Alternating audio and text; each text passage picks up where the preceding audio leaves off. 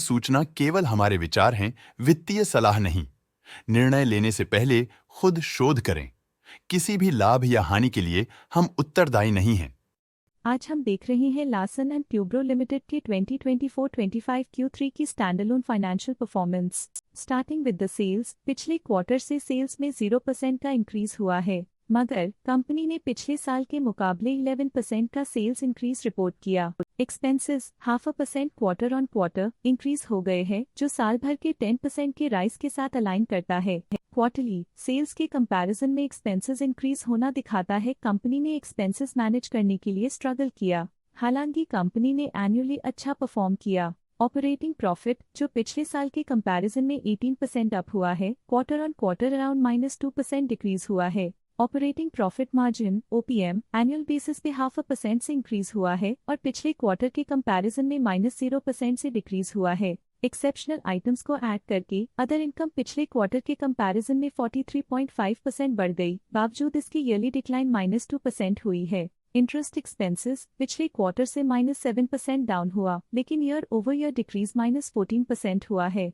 Depreciation costs में quarterly -3.5% का decline देखने को मिला और ईयरली बेसिस पे 11% का इंक्रीज देखा गया। प्रॉफिट बिफोर टैक्स एनुअली 17% बढ़ा, लेकिन प्रीसीडिंग क्वार्टर से 13.5% बढ़ा है। इस साल कंपनी ने 18.5% टैक्स पे किया और क्वार्टरली कंपनी ने 21% टैक्स पे किया है। नेट प्रॉफिट ने ईयर ऑन ईयर 13% का इंक्रीज दिखाया, लेकिन लास्ट क्वार्टर से 21.5% का इंक्रीज हुआ है। इस क्वार्टर में कंपनी का परफॉर्मेंस अच्छा रहा और स्ट्रॉन्ग ऑपरेशनल मैनेजमेंट दिखाया। वहीं अगर एनुअल एनालिसिस की बात करें तो इस साल कंपनी का परफॉर्मेंस ठीक रहा। अर्निंग्स पर शेयर EPS में साल भर में 2% का इंक्रीज देखा गया, लेकिन क्वार्टरली में 21% की बढ़ोतरी भी नजर आई। इस क्वार्टर में कंपनी का EPS अच्छा रहा और स्ट्रॉन्ग मैनेजमेंट दिखाया। लार्सन एंड ट्यूब्रो लिमिटेड के फाइनेंशियल स्नैपशॉट को रिव्यू करते हुए कुछ मुख्य ट्रेंड्स सामने आए हैं जो कंपनी की परफॉर्मेंस पे रोशनी डालते हैं। दिसंबर 2021 से दिसंबर 2024 तक लार्सन एंड ट्यूब्रो लिमिटेड की फाइनेंशियल जर्नी में सबसे पहले बात करते हैं सेल्स की।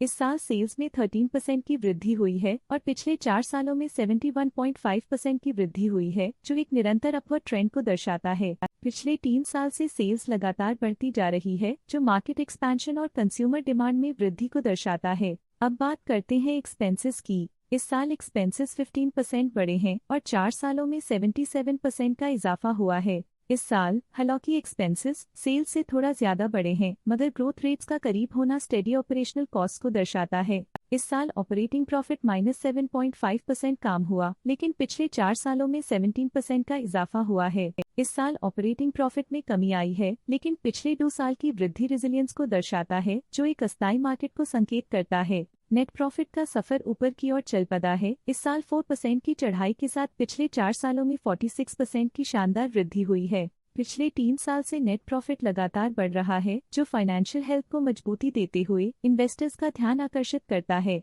इस साल EPS ने ऊंचाइयों को छुआ है 6% की वृद्धि के साथ, जो पिछले 4 सालों में 49% की मजबूत वृद्धि पर आधारित है। पिछले 3 साल से अर्निंग्स पर शेयर EPS में लगातार इजाफा हुआ है, जो प्रॉफिट ग्रोथ को मजबूती देते हुए शेयर होल्डर वैल्यू को बढ़ा रहा है। चलिए अब बात करते हैं शेयर होल्डिंग पैटर्न की। लार्सन एंड ट्यूब्रो की शेयर होल्डिंग रिपोर्ट्स कुछ इस प्रकार की हैं, जो दिसंबर 2024 के 31 तक चलता है।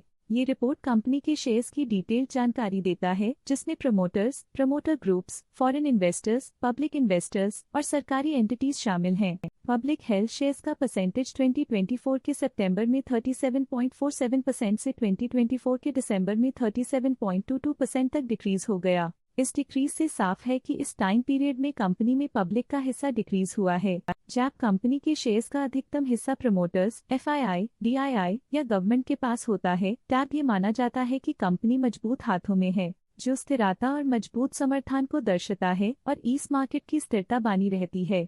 DII डोमेस्टिक इंस्टीट्यूशनल इन्वेस्टर्स ने अपना शेयर होल्डिंग सितंबर 2024 में 40.58% से दिसंबर 2024 में 41.71% तक इंक्रीज किया। ये बताता है कि डोमेस्टिक इंस्टीट्यूशंस ने कंपनी में अपना इंटरेस्ट 1.13% तक इंक्रीज किया है। फॉरेन इंस्टीट्यूशनल इन्वेस्टर्स के शेयर होल्डिंग में थोड़ा डिक्रीज आया 2024 के सितंबर से 2024 के दिसंबर में, जो दिखाता है कि फॉरेन इंस्टीट्यूशंस ने अपने स्टेक को क्वार्टर टू क्वार्टर -0.88 से डिक्रीज किया है। जिसे पता चलता है कि उन्होंने अपनी इन्वेस्टमेंट्स को पुल बैक किया है। ये था कंपनी का करंट शेयर होल्डिंग पैटर्न। अब नजर डालते हैं लार्सन एंड ट्यूब्रो की स्टॉक रिकमेंडेशन पे। लोटस स्टॉक का करंट प्राइस 3692.55 रुपीस चल रहा है। प्रभुदास लिल्लाधर ने स्टॉक की बाय रिकमेंडेशन दी थी। उन्होंने स्टॉक का टारगेट प्राइस 4025 का अनुमान लगाया था। रिकमेंडेशन के समय स्टॉक का प्राइस 3567.2 चल रहा था, जो करंट प्राइस से 16.7% अप है। असित सी मेहता ने स्टॉक की बाय रिकमेंडेशन दी थी। उन्होंने स्टॉक का टारगेट प्राइस 4565 का अनुमान लगाया था। रिकमेंडेशन के समय स्टॉक का प्राइस 3608 चल रहा था, जो करंट प्राइस से 24.4% अप है। शेर खान ने स्टॉक की बाय रिकमेंडेशन दी थी। उन्होंने स्टॉक का टारगेट प्राइस 4550 का अनुमान लगाया था। रिकमेंडेशन के समय स्टॉक का प्राइस 3640.65 चल रहा था, जो करंट प्राइस से 25% अप है। एलकेपी सिक्योरिटीज लिमिटेड ने स्टॉक की बाय रिकमेंडेशन दी थी। उन्होंने स्टॉक का टारगेट प्राइस 4070 का अनुमान लगाया था। रिकमेंडेशन के समय स्टॉक का प्राइस 3575.4 चल रहा था, जो करंट प्राइस से 7.9% अप है। आज के लिए फाइनेंशियल सेक्टर में इतना ही। देखने के लिए धन्यवाद। स्टॉक लेटेस्ट न्यूज अपडेट के लिए चैनल को सब्सक्राइब करें और वीडियो को लाइक एंड शेयर करें।